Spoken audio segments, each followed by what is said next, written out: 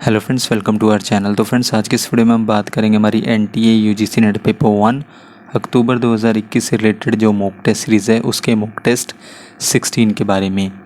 तो फ्रेंड्स, आज के इस वीडियो में हम डिस्कस करने वाले हैं 8 MCQs, जहां पर आप सभी वीडियो का फॉर्मेट जानती हैं। तो डायरेक्ट हम अपने फर्स्ट क्वेश्चन पर चलते हैं, जहां पर आज का हमारा पहला क्वेश्चन है, which of these is not provide स्वयं प्रभा कंटेंट, यानी कि इनमें से कौन स्वयं प्रभा सामग्री प्रदान नहीं करता है। तो फ्रेंड्स, ऑप्शंस आप अपनी स्क्रीन पर देख सकते हैं और इसी वीडियो के नीचे कमेंट करके हमें 10 सेकंड के अंदर करेक्ट आंसर बता सकते हैं।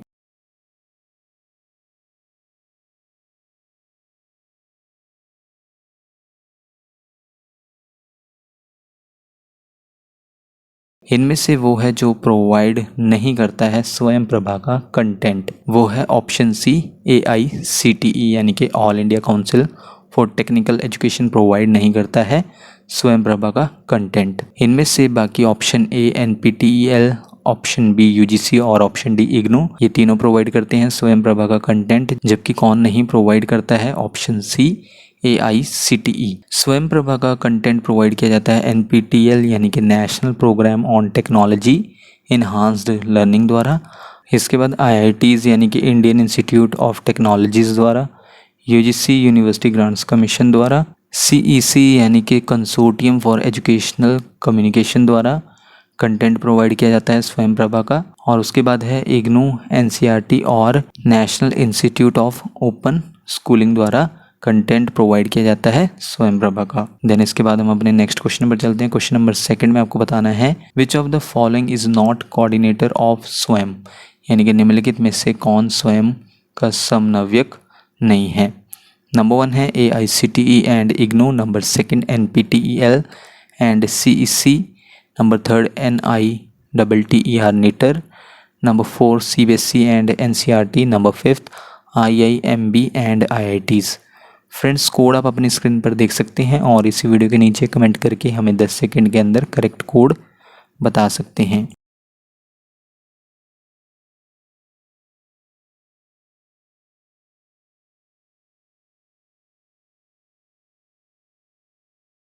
इनमें से करेक्ट कोड है कोड बी। कोड बी के according only 4th and 5th, जहाँ पर 4th पर हमारा गिवन है CBSE एंड NCERT और जबकि 5th पर गिवन है IIMB एंड IITs। सो ये इनकरेक्ट कोड है। तो हम देख लेते हैं ये कोड इनकरेक्ट क्यों है। नंबर 4 में हमारे पास गिवन है CBSE एंड NCERT, जहाँ पर NCERT तो कोऑर्डिनेटर है स्वयं का, लेकिन CBSE कोऑर्डिनेटर नहीं है। देन इसके बाद हमारे पास 5th पर गिवन है IIMB और IITs। तो इनमें से देख लेते हैं ये क्यों इनकरेक्ट था, क्योंकि इंडियन इंस्टीट्यूट ऑफ टेक्नोलॉजी स्वयं का कोऑर्डिनेटर नहीं है। सिर्फ कौन सा है, Indian Institute of management Bangalore, ये कोऑर्डिनेटर है स्वयं का। देन इसके बाद हम इस क्वेश्चन को थोड़ा डिस्कस कर लेते हैं। सबसे पहले 9 नेशनल कोऑर्डिनेटर्स हैं जिन्हें अपॉइंट किया गया है मैनेज करने के लिए, स्वयं के कोर्स कंटेंट को मैनेज करने के लिए अपॉइंट किया गया है 9 नेशनल कोऑर्डिनेटर्स को, जहां पर हर एक कोऑर्डिनेटर को सौंपा गया है एक पर्टिकुलर एरिया मेंटेनेंस के लिए, रख रखाव के लिए। तो हम देख लेते हैं ये 9 कोऑर्डिनेटर्स कौन कौन से हैं। नंबर 1 है AICTE, यानी कि all India council for technical education. Number 2 है national programme on technology enhanced learning, in short NPTEL। Number 3 है UGC, यानी कि university grants commission. Number 4 consortium for educational communication, यानी कि CEC। Number 5 national council of educational research and training, यानी कि NCERT। Number 6 national institute of open schooling, in short NIOS। Number 7 IGNOU, यानी कि Indira Gandhi national open university. Number 8 Indian Institute of management Bangalore, in short IIMB। और last number 9 coordinator है national institute of technical teachers training and research, in short NITER। ये 9 coordinators हैं स्वयं के, जो manage करते हैं स्वयं के कोर्स कंटेंट को। देन इसके बाद हमारा नेक्स्ट क्वेश्चन है, क्वेश्चन नंबर 3 में आपको बताना है, IIM Bangalore is one of the coordinator of Swayam. It was the 3rd IIM to be established after dash, यानी कि IIM बेंगलोर स्वयं के समन्वयक में से एक है। यह किसके बाद स्थापित होने वाला तीसरा IIM था। नंबर 1 है Indian Institute of management Lucknow. Number 2 Indian Institute of management Ahmedabad. Number 3 IIM Calcutta, number 4 Indian Institute of management Ahmedabad. Friends code आप अपनी स्क्रीन पर देख सकते हैं।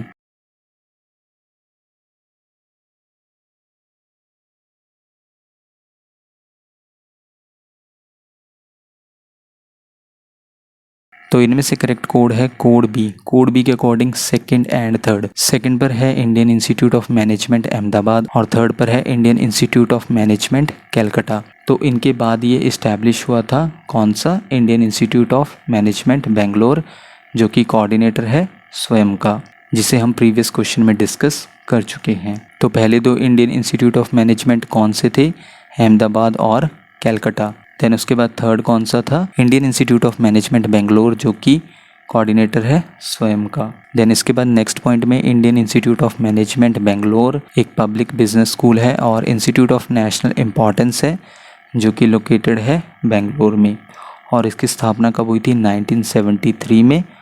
और ये थर्ड IIM था किसके बाद, Indian Institute of management Calcutta और अहमदाबाद के बाद, जिसे इस्टेब्लिश किया गया था। इसके बाद फोर्थ क्वेश्चन है, as of 27 July 2021 there are dash institutes of national importance under various acts of parliament, यानी कि 27 जुलाई 2021 तक संसद के विभिन्न अधिनियमों के तहत राष्ट्रीय महत्व के डैश संस्थान हैं।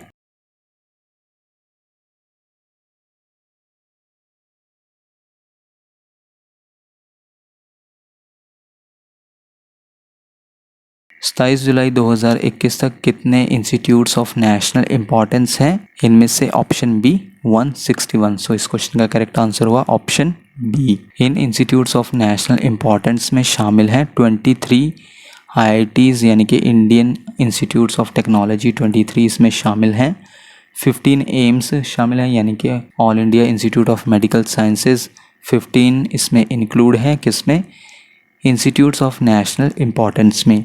देन इसके बाद 20 इंडियन इंस्टीट्यूट्स ऑफ मैनेजमेंट हैं, 31 नेशनल इंस्टीट्यूट्स ऑफ टेक्नोलॉजी हैं, इन शॉर्ट NITs हैं, 25 Indian institutes of information technologies हैं, 7 Indian institutes of science education and research इसमें इंक्लूड हैं, 7 national institute of pharmaceutical education and research को institute of national importance का status दिया गया है। देन इसके बाद 5 नेशनल इंस्टीट्यूट ऑफ डिज़ाइन इसमें इंक्लूड हैं, 3 school of planning and architecture हैं, इन शॉर्ट SPAs, और 5 central universities, 4 medical research institutes और 16 स्पेशलाइज्ड इंस्टीट्यूट्स इसमें शामिल हैं। देन इसके बाद नेक्स्ट पॉइंट में हमारे पास है institute of national importance, in short INI क्या है, एक स्टेटस है जो दिया जाता है जो मुख्य पब्लिक हायर एजुकेशन इंस्टीट्यूशन है इंडिया में, उन्हें ये स्टेटस दिया जाता है पार्लियामेंट ऑफ इंडिया द्वारा, यानी कि भारत की संसद के एक अधिनियम द्वारा ये दर्जा दिया जाता है।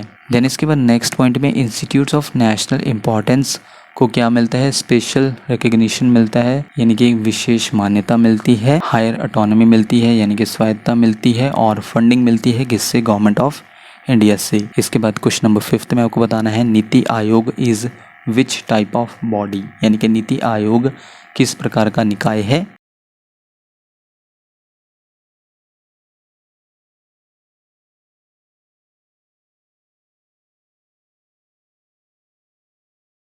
इनमें से नीति आयोग है कौन सी टाइप की body, option D executive body. So इस क्वेश्चन का करेक्ट आंसर है ऑप्शन डी। देन इसके बाद नीति आयोग ना तो कॉन्स्टिट्यूशनल बॉडी है और ना ही स्टैट्यूटरी बॉडी, ये नॉन कॉन्स्टिट्यूशनल बॉडी है क्योंकि ये क्रिएट नहीं की गई है कॉन्स्टिट्यूशन ऑफ इंडिया द्वारा, और साथ ही साथ ये नॉन स्टैट्यूटरी बॉडी भी है क्योंकि इसे एक्ट ऑफ पार्लियामेंट द्वारा क्रिएट नहीं किया गया है।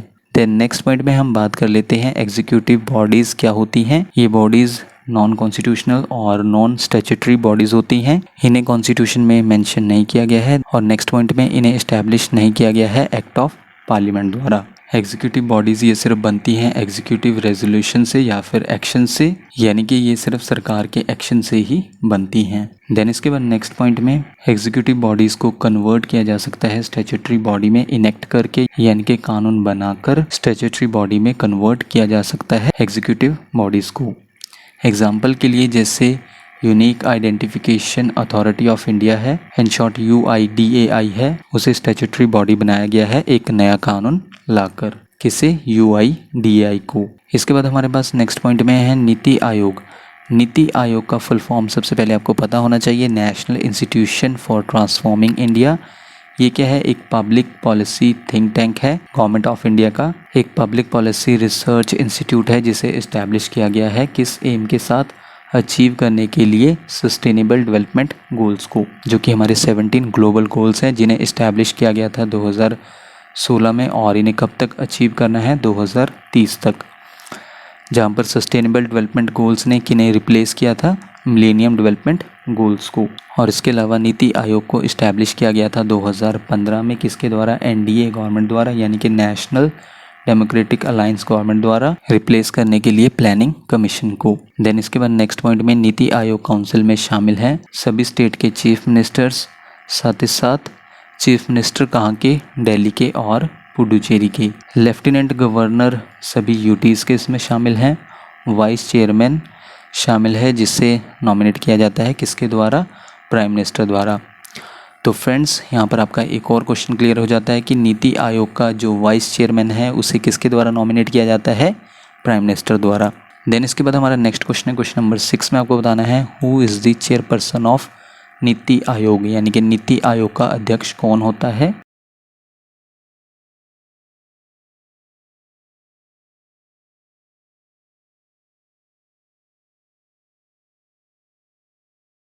नीति आयोग का चेयरपर्सन होता है इनमें से ऑप्शन बी, प्राइम मिनिस्टर। इसके अलावा 1 सितंबर 2021 तक बात करें तो prime minister Narendra Modi chairperson है नीति आयोग के, और नीति आयोग के वाइस चेयरपर्सन कौन है? राजीव कुमार। और इसके अलावा chief executive officer in short CEO कौन है? अमिताभ कांत। ये CEO हैं किसके? नीति आयोग के। देन इसके बाद क्वेश्चन नंबर 7 में आपको बताना है वॉल्टी स्टैंड्स फॉर।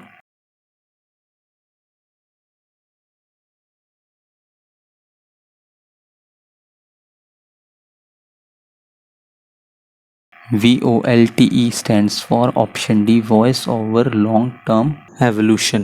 तो इसका फुल फॉर्म है voice over long term evolution क्या है? इन शॉर्ट वोल्टी क्या है? High speed wireless communication standard है किन के लिए? मोबाइल फ़ोन्स के लिए। और आज का हमारा लास्ट क्वेश्चन है, क्वेश्चन नंबर 8 में आपको मार्क करना है करेक्ट कोड, जहाँ पर नंबर 1 क्या है? OLED यानी कि ऑर्गेनिक लिक्विड एमिटिंग डियोड।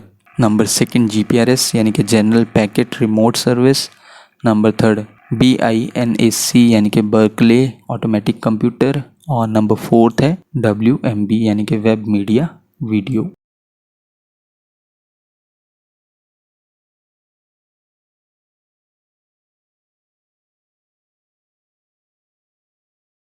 तो इनमें से करेक्ट कोड है कोड डी। कोड डी के अकॉर्डिंग नन ऑफ दीज यानी कि इनमें से कोई नहीं। तो इनमें से एक भी स्टेटमेंट करेक्ट नहीं है। तो हम देख लेते हैं क्यों करेक्ट नहीं है। जहाँ पर नंबर 1 हमारे पास था OLED organic liquid emitting diode, तो लिक्विड की प्लेस पर आना था light, organic light emitting diode. In short OLED या फिर ऑर्गेनिक LED आप इससे कह सकते हैं। और इसके अलावा इसे ऑर्गेनिक इलेक्ट्रोल्यूमिनेसेंट के नाम से भी जाना जाता है। In short organic EL diode के नाम से भी जाना जाता है। इसके बाद नेक्स्ट पॉइंट में OLEDs का यूज़ किया जाता है क्रिएट करने के लिए डिजिटल डिस्प्लेज डिवाइसेस में, जैसे कि टेलीविज़न स्क्रीन्स के लिए, कंप्यूटर मॉनिटर्स के लिए, और जो पोर्टेबल सिस्टम्स होते हैं जैसे कि स्मार्टफोन्स या फिर हैंड हेल्ड गेम कंसोल्स के लिए इसका यूज़ किया जाता है। किसका? OLEDs का। देन इसके बाद हमारे पास सेकेंड नंबर पर था GPRS, जिसके सामने क्या गिवन था? General packet remote service. तो यहाँ पर रिमोट के प्लेस पर क्या आना था? रेडियो। GPRS का यूज़ किसके लिए किया जाता है? मोबाइल इंटरनेट के लिए, मल्टीमीडिया सर्विसेज के लिए, और जो अदर डाटा कम्युनिकेशंस हैं उनके लिए इसका यूज़ किया जाता है। किसका? GPRS का। नंबर 3 पर हमारे पास गिवन था बाइनेक यानी कि बर्कले ऑटोमेटिक कंप्यूटर। बर्कले के प्लेस पर आएगा बाइनरी ऑटोमेटिक कंप्यूटर, जो कि अर्ली इलेक्ट्रॉनिक कंप्यूटर है जिसे डिज़ाइन किया गया था किसके लिए? नॉर्थरॉप एयरक्राफ्ट कंपनी के लिए। किसके द्वारा? Eckert Mauchly computer corporation in short EMCC द्वारा 1949 में। और नंबर 4 पर हमारे पास गिवन था .WMV, उसके सामने क्या था? Web media video. यहाँ पर वेब के प्लेस पर आएगा विंडोज़ मीडिया वीडियो, जो कि क्या है, एक वीडियो फाइल फॉर्मेट है जिसे इंट्रोड्यूस किया गया है किसके द्वारा, माइक्रोसॉफ्ट के द्वारा। तो फ्रेंड्स ये थी हमारी आज की वीडियो। आप हमें इसी वीडियो के नीचे कमेंट करके बता सकते हैं कि आपने टोटल क्वेश्चंस यानी कि 8 क्वेश्चंस में से कितने क्वेश्चंस को करेक्ट मार्क किया। नेक्स्ट वीडियो आपको जल्दी चैनल पर मिल जाएगी। So thank you friends for watching this video.